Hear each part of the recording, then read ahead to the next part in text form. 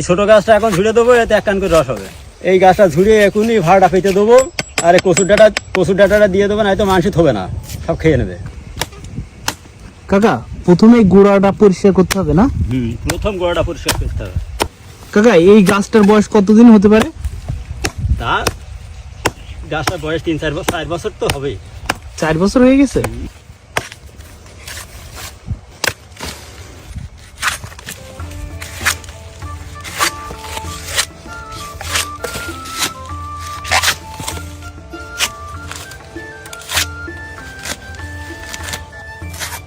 এবার 8 দিন পরে চাষ দেবো।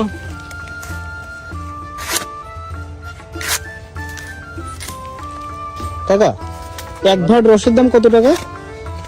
এক ভাড়া আসলে আমরা 300 টাকা কেজি। 300 টাকা না? গুড়ের কেজি কত টাকা বিক্রি করেন? গুড় বেচেছি এই 350 টাকা। 350 টাকা কেজি। এ কি আপনার নিজের বাড়িতে বানান নাকি গুড়? এটা সকালবেলা বাড়ি নিয়ে যাই, নিয়ে দিয়ে হাঁড়িতে জ্বালাই। কতক্ষণ লাগে গুড় তৈরি হইতে? জ্বালাইতে একসাথে মেলা 10 কান 12 কান 15 কান করে রস জ্বালাই।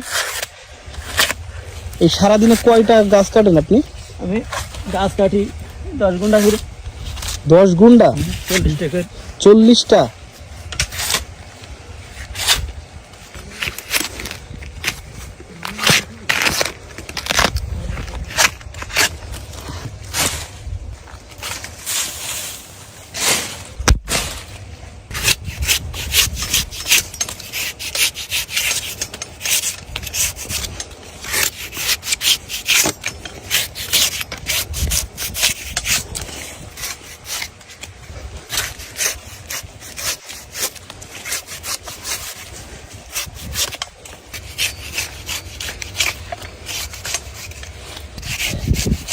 এই ছোট ছোট গাছ ঝুড়তে ঝুড়তে শিখে ফেলিয়েছি।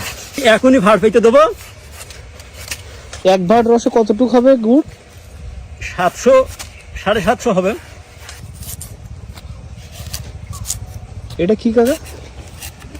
এইটাই এই কেটে এবার এইখানে কিনতে রস বেরোবে।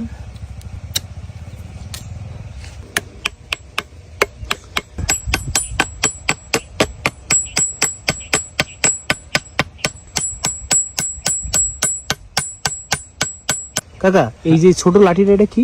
এটা হচ্ছে এর বলে খিল। খিল না? হ্যাঁ, এটা খিল। এটা এতে ভাড় পাতাইতে হবে। হ্যাঁ, এবার এই ভাড়াটাই পেতে দিচ্ছি। এবার ভাড় পেতে এবার এই কচুর ডাঁটা কেটে দিচ্ছি, নাইতে কেউ মানসি থবে না, যাতে মানসি না খাইতে পারে সেই ব্যবস্থা।